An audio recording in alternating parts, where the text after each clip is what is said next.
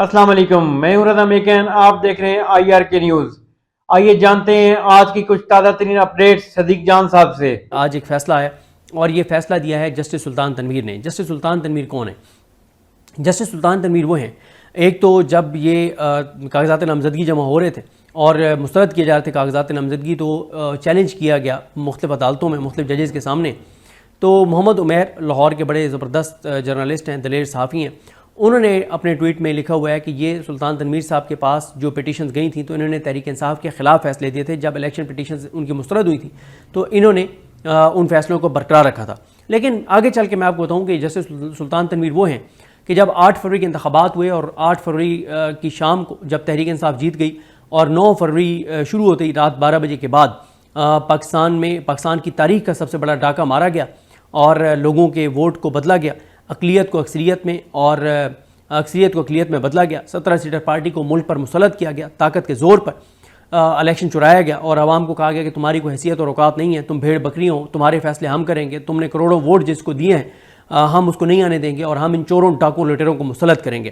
تو مسلط کر دیا گیا۔ تو اب اس کے بعد الیکشن پٹیشنز جانی تھی، چیلنج ہونے تھے کیونکہ فارم 45 تو تحریک انصاف کے موسٹلی امیدواروں کے پاس موجود تھے۔ پھر 2 جج جو ہیں، پہلے الیکشن کمیشن لکھتا ہے لاہور ہائی کورٹ کے چیف جسٹس امیر بھٹی کو کہ 9 جج ہمیں چاہیے الیکشن ٹربیونلز کے لیے۔ امیر بھٹی صاحب جو ہیں، آپ کو پتہ ہی ہے کہ وہ کس کے کہنے پہ کام کر رہے تھے اور ان کا بھی بڑا گھٹیا اور مکروہ کردار تھا پاکستان کی تاریخ میں۔ جو گندے کردار ہیں عدلیہ کے، ان گندے کرداروں میں سے ایک کردار جسٹس امیر بھٹی ہیں۔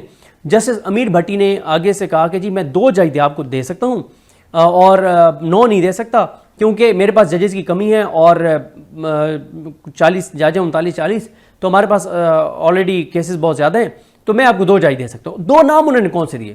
آپ کو یاد ہے؟ آپ میں سے کسی کو یاد ہے؟ نہیں یاد ہوگا، میں یاد دلا دیتا ہوں۔ پہلا نام تھا موصوف جناب جسٹس محمد سرفراز ڈوگر، جن کو پھر ٹرانسفر کر کے اور اسلام آباد ہائی کورٹ لا کے اور چیف جسٹس بنایا گیا۔ اور یہ مطلب کتنے خوش نصیب اور کتنے پاکستان کی عدالتی تاریخ کے بڑے ججز میں سے ایک جج ہیں سرفراز ڈوگر، کہ 40 ججوں میں سے پہلے نمبر کا جو نام دیتے ہیں امیر بھٹی، وہ سرفراز ڈوگر کا دیتے ہیں۔ جب لاہور ہائی کورٹ سے ایک جج ٹرانسفر کر کے اسلام آباد ہائی کورٹ لانا تھا تو جسٹس یحییٰ خان، جسٹس عامر فاروق، جسٹس عالیہ نیلم، آصف علی زرداری، شہباز شریف، اعظم جی تارڑ، زرداری، یہ سارے بھی جس کو منتخب کرتے ہیں اور جس کے نام کے مزوری دیتے ہیں وہ بھی جسٹس سرفراز ڈوگر ہیں۔ تو اتنے پاکستان کی عدالتی تاریخ کے بڑے اور شاندار جج ہیں، اتنے ہیرے ہیں کہ لاہور ہائی کورٹ میں تھے تو نمبر 1 ان کو کہا گیا کہ یہ سنے گا 8 فروری کے الیکشن پٹیشنز کو، اور جب ٹرانسفر کرنا تھا لاہور ہائی کورٹ سے ایک جج اسلام آباد ہائی کورٹ میں تب بھی انہی کا نام آیا۔ یہ اتنے عظیم جج ہیں، یہ انصاف کے اتنے بڑے علمبردار ہیں اور اتنے منصف ہیں اور اتنے لائق جج ہیں کہ ہر جگہ جہاں اس نظام کو ضرورت پڑتی ہے انصاف کرنے کے لیے تو پہلا نام لاہور ہائی کورٹ سے جو ہے وہ سرفراز ڈوگر کا آتا ہے۔ اور پھر اب تو اسلام آباد ہائی کورٹ کے چیف جسٹس بن گئے ہیں، ماشاءاللہ بنا دیے گئے۔ اور دوسرا جو نام سلیکٹ کیا گیا تھا سکندر سلطان راجہ کی طرف سے اور امیر بھٹی کی جانب سے، وہ تھے سلطان تنویر۔ یہ 2 نام تھے، سرفراز ڈوگر ادھر آ گئے، پھر سلطان تنویر تو ان ججز میں سے تھے۔ لیکن ہوا یہ کہ جب امیر بھٹی جو پاکستان کی عدالتی تاریخ کے گندے اور مکروہ نیچ غلیظ کرداروں میں سے ایک تھے، جب وہ ریٹائر ہوئے تو اس کے بعد آگے ملک شہزاد احمد خان صاحب۔ ملک شہزاد احمد خان صاحب نے جو وقت گزارا لاہور ہائی کورٹ میں وہ بہت شاندار تھا، بہت کمال تھا۔ لاہور ہائی کورٹ کا جو ایک پرسیپشن ہی چینج ہو گئی پورے پاکستان کے اندر۔ اور پھر یہاں بھی ایک مکروہ کردار بیٹھا تھا، نیچ غلیظ گندا گھٹیا کردار ایک بیٹھا تھا، بے غیرت انسان ایک بیٹھا تھا، قاضی فائزی صاحب۔ تو اس کو کہا گیا کہ یہ ملک شہزاد احمد خان بڑا تنگ کر رہا ہے، آزاد ججز کو کیسز ٹرانسفر کر رہا ہے لاپتہ افراد کے، اور کچھ اور نہیں تمام آزادانہ فیصلے کر رہا ہے، اس کو آپ سپریم کورٹ لے آئیں اور عالیہ نیلم کو بنا دیں۔ تو وہ قاضی نے گھٹیا کردار نے یہ کر دیا تھا۔ لیکن جب Malik Shahzad Ahmad Khan chief justice Lahore high court بنے، انہوں نے الیکشن کمیشن کو کہا کہ آپ نے 9 نام مانگے تھے، پچھلے چیف جسٹس نے 2 نام دیے تھے، تو میں آپ کو مزید جو ہے وہ 7 نام بھیج رہا ہوں، اور انہوں نے 7 نام اور بھیج دیے۔ اور اس طرح سے وہ جو 7 نام انہوں نے بھیجے وہ 7 نام پہلے میں لینا چاہتا ہوں، پھر میں بتاتا ہوں آج جو ایک نون لیگ کے حق میں فیصلہ آیا۔ جو 7 نام انہوں نے لیے، جو 7 نام انہوں نے دیے، انہوں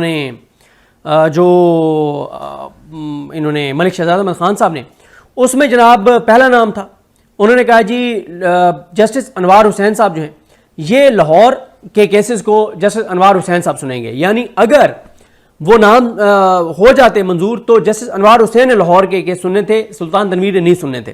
اور پھر اسی طرح سے یہ کیونکہ پھر یہ جو فیصلہ تھا یہ چیلنج ہوا سپریم کورٹ میں, تو وہی غلیظ نیچ گندا مکروہ انسان جو بغیرت انسان تھا, ایک بغیرت میں اس لیے کہتا ہوتا ہوں کہ بلاول بھٹو نے لفظ بغیرت پارلیمنٹ کے اندر استعمال کیا تھا اور بلاول نے کہا تھا کہ یہ پارلیمانی لفظ ہے اور انہوں نے وہ لفظ واپس نہیں لیا تھا, اس لیے میں قاضی فائز عیسیٰ کے لیے یہ لفظ استعمال کرتا ہوتا ہوں.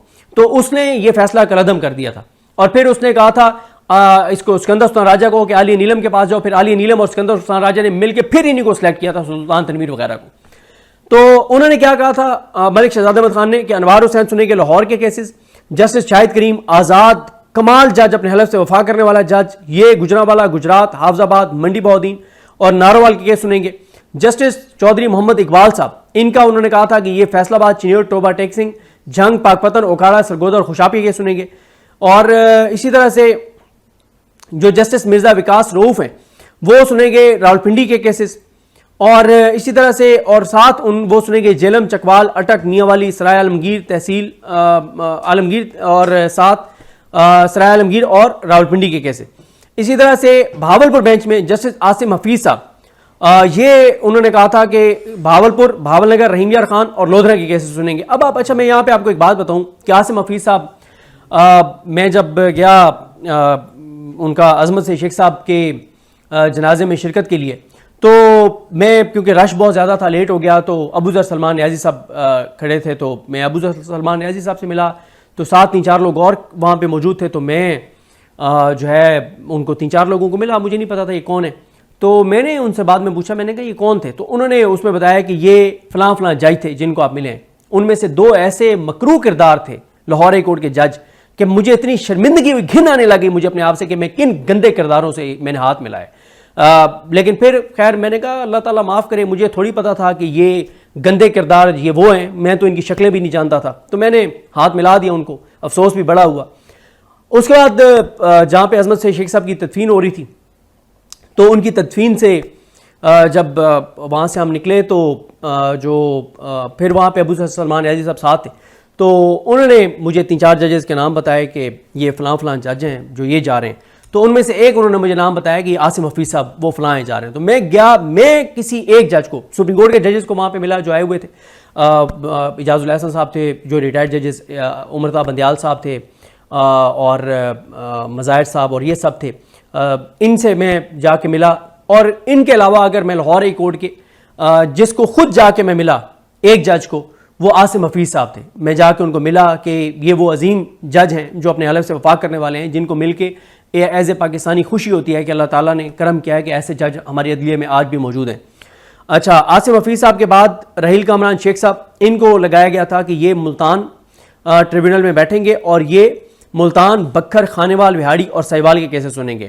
اور سلطان تنویر اور سرفراز ڈوگر جو ہیں یہ اس وقت کیونکہ ادھر ہی تھے, تو ان کو کہا گیا تھا کہ سلطان تنویر سنیں گے قصور, شیخوپورہ, ننکانہ صاحب اور سیالکوٹ کے کیسز. سرفراز ڈوگر سنے گا ڈیرہ غازی خان, لیا, مظفر گڑھ اور راجن پور کے کیسز. اچھا, لیکن پھر کیونکہ وہ گندا کردار جو قاضی ادھر بیٹھا تھا, اس غلیظ کردار نے کیونکہ پھر یہ فیصلہ ختم کروا دیا ملک شہزاد احمد خان صاحب کا اور عالیہ نیلم نے, اور انہوں نے پھر مل کے ٹریبونل لگائے, اس نے سکندر سلطان راجہ نے. تو ناظرین یہ تھی اہم اپڈیٹس جو آپ نے جانی صدیق جان کی زبانی. تو ناظرین جڑے رہیے مزید اپڈیٹس کے لیے ہمارے چینل کے ساتھ. اپنا اور اس چینل کا خیال رکھیے گا. اسی کے ساتھ اپنے میزبان رضا میکن کو اجازت دیجیے. اللہ حافظ.